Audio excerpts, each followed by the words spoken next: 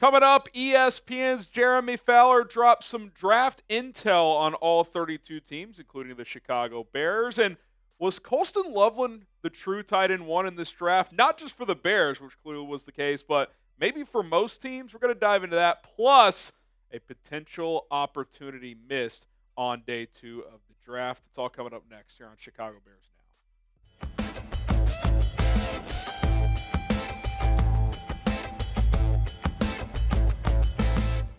I'm Harrison Graham, and I do want to give a just quick round of applause to all the real ones, all of our subscribers and non-subscribers, but especially our subscribers here on the channel. We just crossed 123,000 subscribers. We did it for Jordan times 100 because 123.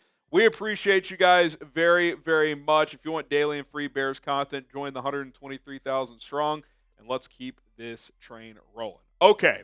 Let's talk a little Colston Loveland. Was he the true tight end one in this draft? Because Jeremy Fowler said something that Ian Rapoport reported the week after the draft was that essentially a lot of trade calls were happening for teams trying to move around in the draft. And once Colston Loveland was picked by the Bears, those stopped, which leads people to believe that he was the player people were trying to trade up for. Like I said, Rapoport said the same thing. And something that was pointed to is that obviously, his youth, his upside, so on and so forth. It was a reason for that. And it just did make me kind of start to think like maybe Loveland actually was the true tight end one for most teams. I think there was some split between he and Tyler Warren, but I kind of got the sense that, okay, maybe 2/3 of teams had Warren higher, 1/3 Loveland. Maybe it was more flipped. Maybe it was more on the opposite because if trade calls stopped, it's not like teams traded up for Tyler Warren. He was just sitting there at 14 overall. Here's what Jeremy Fowler had to say specifically. He said, Chicago quieted trade calls with the Colston Loveland pick at number 10. I've heard from multiple teams who said the lack of a trade from 3 to 25 was due in part to Loveland going off the board. Had he made it to the teens, someone would have made a move. While Penn State's Tyler Warren was the bigger name, Loveland's traits and upside drove week of draft buzz that he was the top tight end in this class. So again, I don't think this was unanimous. This was very much a pick your flavor situation where, Warren's that more rugged, physical after the catch type of player, whereas Loveland's kind of the more smooth modern day type of tight end. We knew it was well reported that some teams liked Loveland more than Warren. But again, the question now that I wonder is, was it actually more teams liked Loveland over Warren? Like maybe it was 20-12 in favor of Loveland. Again, it doesn't really matter. The Bears liked him more, so they took him. But I do think, and, I was a little bit with you guys, but I understood the pick. There was a lot of, why would you take him over Warren? Well, maybe the NFL's higher on Colston Loveland compared to Tyler Warren when it came to this draft. And I think there's a lot of reason for that. Number one, the evidence pointing to that being the case is the trade call stopped after Loveland got picked. So why weren't teams trying to trade up for Warren? If they viewed him in the same or better light, wouldn't that have continued? Apparently not. The Rams and Chargers, it has been reported, were two teams that wanted to trade up for Loveland. The Rams especially really wanted to get a tight end in this draft. They ended up getting the kid out of Oregon. The Chargers went back, and didn't they get someone as well? Trying to remember if they ended up getting anybody. Either way, Terrence Ferguson to the Rams. Thank you, producer Colin, for the Chargers. Not sure if they ended up with anyone, but obviously Harbaugh really liked him. We heard about his recruiting story of Colston Loveland. Youth and upside, big factors here, right? He's 2 years younger than Warren. He's a more smooth, modern-day tight end. And I've more than come around on this pick at this point. Like, I came around to it that night. I was like, okay, I like the pick. I probably would have gone Warren. But now that I've taken in all the information and what Ben Johnson's vision is, I'm not going to act like, oh, Tyler Warren sucks or something. But, like, it more than makes sense why they went in this direction. He fits what teams are trying to do at the tight end position, especially these offensive-minded coaches. He's a very smooth customer as a route runner. He's a fluid mover. He separates with ease, especially over the middle of the field, which he's a very willing seam route runner. He gives you juice after the catch.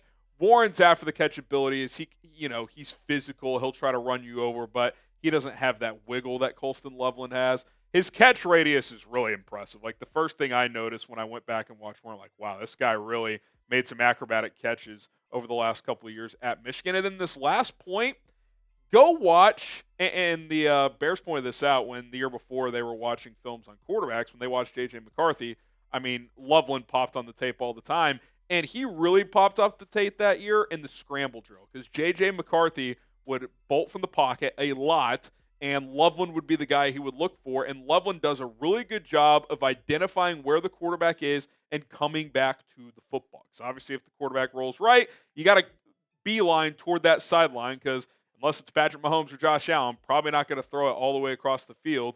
And Loveland did a really good job of getting back to the football, getting within the quarterback's vision of where he's looking downfield while scrambling and providing a wide catch radius. I mean, there were a lot of times where the ball's high, it's behind him, he's got to dive for it, and he's making that catch.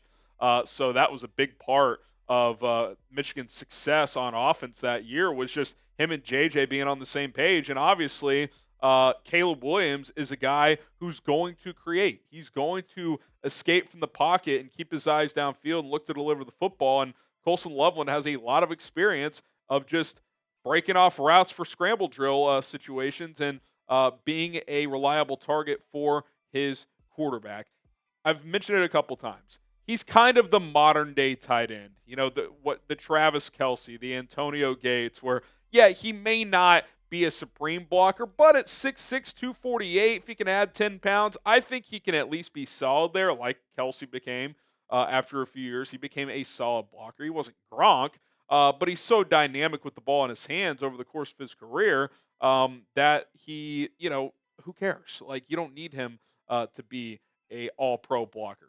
Go be a weapon. Go catch 75 balls. I'm not saying he's going to do that as a rookie, but I think this guy has massive upside. It's just a mismatch nightmare. I mean, you're telling me linebackers are going to guard him in the slot corners who are 5'9", 5'10". He's just going to overwhelm them with his size and speed profile. So I think he's got a chance to be special, and I think when you think of Ben Johnson and creating mismatches and yards after the catch and the ability to scheme guys open, I think Colston Loveland actually checks more of those boxes than Tyler Warren would have for this offense and for this team. Fill in the blank, Colston Loveland will have a blank touchdowns in 2025. If you had to guess rookie year, how many touchdowns does Loveland have? Give us your vote in the comments below.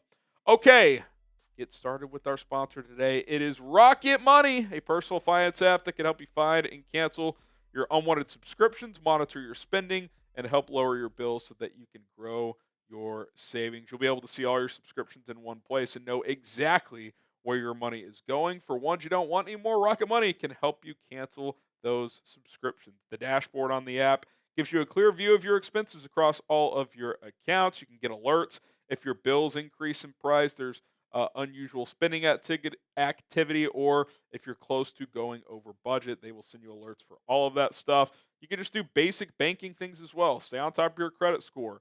They'll send you reminders when bills are due, when auto payments are expected to come out of your account. It's very, very beneficial. Rocket Money has over 5 million users and has saved a total of $500 million in canceled subscriptions, saving members up to $740 per year when you use all of the app's premium features. Cancel your unwanted subscriptions, reach your financial goals faster with Rocket Money by going to rocketmoney.com/bears. Now, that is rocketmoney.com/bears. Now, link is in the comments and in the description.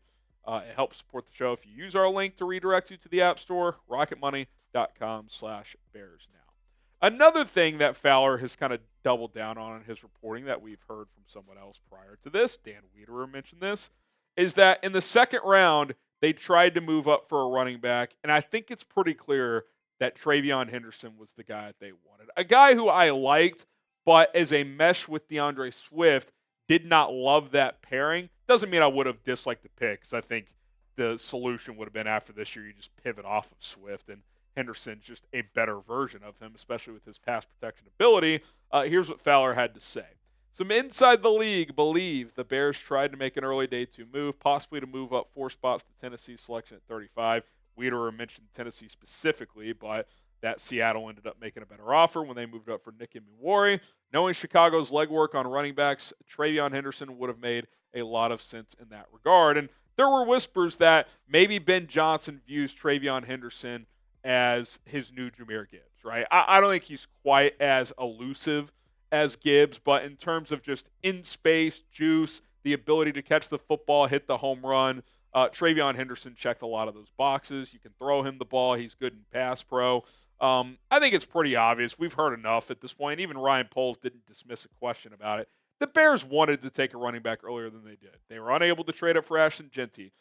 Two guys they would have considered in TreVeyon Henderson and Quinshon Judkins went in the 3 picks before they picked on day 2. They tried to trade up on day 2. In round 4, Cam Scatterbu and Bashul Tutin went in 2 of the first 6 picks before they picked 7th to start the 4th round. So sometimes the board just doesn't fall your way. Sometimes a trade you're trying to pull off doesn't make sense.